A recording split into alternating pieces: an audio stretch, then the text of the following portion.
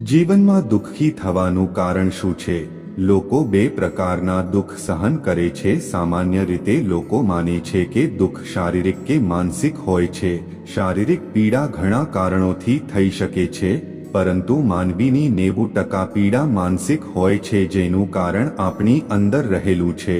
લોકો દરરોજ પોતાના માટે દુઃખ પેદા કરે છે. તેઓ ગુસ્સો, ભય, નફરત, ઈર્ષ્યા અને અસલામતી વગેરેથી પીડાય છે. વિશ્વના મોટા ભાગના લોકો માટે આ દુઃખનું કારણ છે એમ કહેવું ખોટું નહીં હોય કે આજે સમગ્ર માનવજાત કોઈને કોઈ દુઃખથી પીડાઈ રહી છે. તો શું મુસીબતો ક્યાંકથી વરસી રહી છે? આ પરેશાનીઓ ક્યાંથી આવે છે અને તેનાથી બચવાનો ઉપાય શું છે?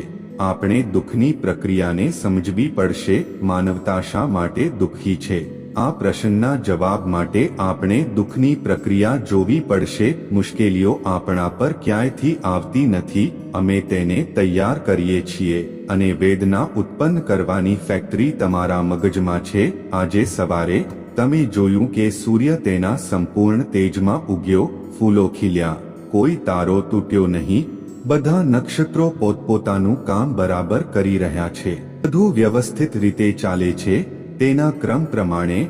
તેનો અર્થ એ છે કે આખું બ્રહ્માંડ ખૂબ જ સારી રીતે કામ કરી રહ્યું છે. પરંતુ તરત જ તમારા મગજમાં એક વિચાર આવે છે. તમને લાગવા માંડે છે કે તમારો આખો દિવસ બરબાદ થઈ ગયો છે. વિચારો કે લાગણીઓ જીવનનો અનુભવ નક્કી કરવા લાગે છે. દુઃખ એટલા માટે થાય છે કારણ કે મોટા ભાગના લોકોનો દ્રષ્ટિકોણ ગુમાવી દીધો છે. જીવન કોને કહેવાય તેની મનોવૈજ્ઞાનિક પ્રક્રિયા અસ્તિત્વની પ્રક્રિયા કરતાં ઘણી મોટી છે. જો તમે મનોવૈજ્ઞાનિક સ્તરથી અસ્તિત્વની વાસ્તવિકતા તરફ આગળ વધવા માંગતા હો તો તમારે શું લાગે છે અથવા અનુભવો છો તે જોવું પડશે. તેનાથી કોઈ ફરક પડતો નથી. અથવા સાદી ભાષામાં કહીએ તો તમે તમારી તુચ્છ રચનાને ઈશ્વરની રચના કરતાં મોટી માની લીધી છે. આ બધા દુઃખોનું મૂળ છે. આપણે અહીં અસ્તિત્વનો અર્થ ગુમાવી દીધો છે. તમારા મનમાં કોઈ પણ વિચાર અથવા લાગણી તમારા અનુભવને નિર્ધારિત કરવાનું શરૂ કરે છે. આખી સૃષ્ટિ ખૂબ સારી રીતે ચાલી રહી છે, પરંતુ એક લાગણી કે વિચાર બધું જ નષ્ટ કરી શકે છે. જ્યારે તમારી લાગણીઓ અને વિચારોને તમારા જીવનની મર્યાદિત વાસ્તવિકતા સાથે કોઈ લેવાદેવા નથી. જે મન તમે મારું મન કહો છો તે તમારું નથી. વાસ્તવમાં તે તમારું નથી. તમારું પોતાનું મન નથી. ફક્ત તેને ધ્યાનથી જુઓ. તમે જેને તમારું મન કહો છો તે સમાજનું ડસ્ટબિન છે. અથવા સાદી ભાષામાં કહીએ તો તમે તમારી તુચ્છ રચનાને ઈશ્વરની રચના કરતાં મોટી માની લીધી છે. આ બધા દુઃખોનું મૂળ છે. તમારા મનમાં તમારી પાસેથી પસાર થનાર કોઈ પણ કચરો છે.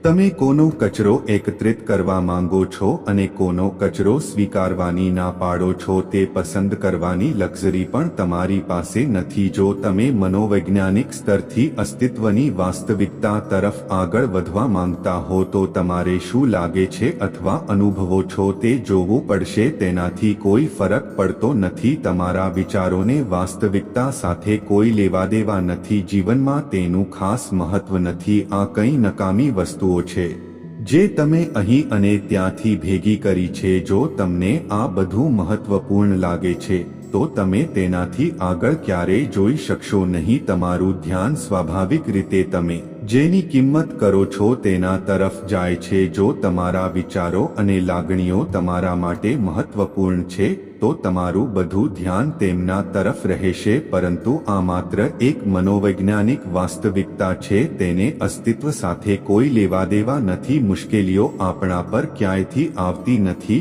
અમે તેને તૈયાર કરીએ છીએ અને વેદના ઉત્પન્ન કરવાની ફેક્ટરી તમારા મગજમાં છે. હવે તમારા માટે આ ફેક્ટરી બંધ કરવાનો સમય આવી ગયો છે.